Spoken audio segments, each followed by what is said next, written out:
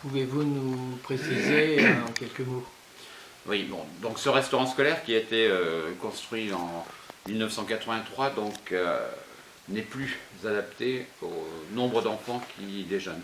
N'est plus adapté d'une part au niveau certes de cette évolution des jeunes enfants, mais aussi au niveau des contraintes réglementaires. Donc nous avons souhaité, l'ensemble des élus a souhaité analyser, réanalyser, disons, cette situation du restaurant qui plus est déjà est situé éloigné des deux centres d'école, de l'école privée et de l'école publique. Donc l'objectif c'était la sécurité des enfants avant tout, c'était vraiment un des thèmes qui nous a interpellés, la sécurité des enfants et le temps, ce temps de déplacement qui a été évalué jusqu'à 14 minutes donc de déplacement à l'aller, 14 minutes de déplacement au retour, 28 minutes de perdu.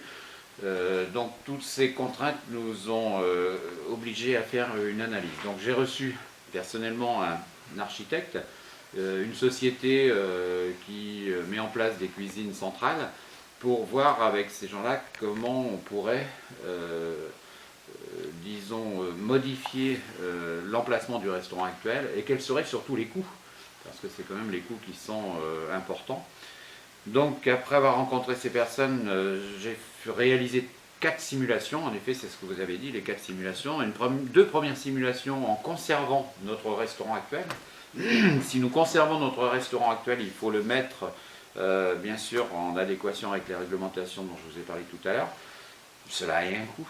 Et concernant ce restaurant scolaire, deux solutions donc se proposaient à nous, soit réaliser une cuisine, ce qu'on appelle une cuisine satellite, une cuisine secondaire qui permettrait de recevoir les plats préparés par la cuisine centrale, soit donc à côté de l'école publique, et ça veut dire construire un nouvel établissement, soit se rapprocher de l'école privée, et dans ce cas-là, utiliser la salle communale qui existe. Donc dans ces deux premiers cas, en conservant le restaurant actuel, les coûts s'élèvent quand même à 750 000 pour l'un et 530 000 on va dire pour l'autre. Mais cela ne donne pas satisfaction puisque si on conserve le restaurant actuel, une des deux écoles devra effectuer le déplacement. Ouais. Deuxième solution, enfin les troisième et quatrième projets sont constitués autour de la construction d'un nouveau restaurant. On oublie le restaurant actuel et on construit un nouveau restaurant à côté de l'école publique. Donc là aussi deux solutions où nous réalisons un ensemble suffisamment vaste pour accueillir l'ensemble des enfants à côté du restaurant à côté de l'école publique, mais le problème reste encore le même, les enfants de l'école privée devront se déplacer. Donc la quatrième solution est celle qui a été retenue bien sûr par, comme vous avez vu hier soir, par l'ensemble des élus et à l'unanimité, c'est de construire en effet une nouvelle cuisine centrale ou un nouveau restaurant à côté de l'école publique, limité en nombre pour accueillir les enfants de l'école publique et de réaménager la salle communale à côté de l'école privée afin que les enfants de l'école privée puissent eux aussi effectuer un minimum de déplacement pour ce restaurant scolaire.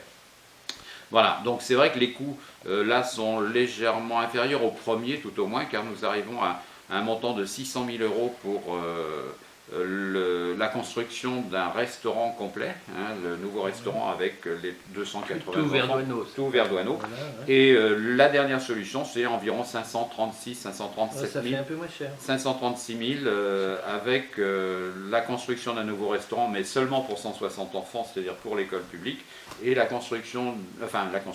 réhabilitation de la salle communale pour la cuisine satellite. Par contre, ce que je tiens à dire aussi, et c'est vrai que les Comquérois pourraient s'inquiéter, la salle communale restera aussi en parallèle avec la restauration de l'école. La salle communale restera donc une salle qui sera mise à disposition des associations et des familles, en dehors bien sûr des jours de restaurant scolaire. Est-ce que les enseignants et les associations de parents d'élèves ont été consultés avant l'établissement de ces projets? Il est bien certain que cette décision qui a été prise, ces travaux qui ont été engagés, ou cette réflexion tout au moins qui a été engagée, émane d'échos que l'on avait depuis fort longtemps de parents d'élèves, de parents qui mettent leurs enfants au restaurant scolaire et qui trouvaient en effet que leurs enfants n'avaient pas suffisamment de temps pour déjeuner au restaurant du fait, comme je vous ai dit tout à l'heure, de cette perte de temps de déplacement.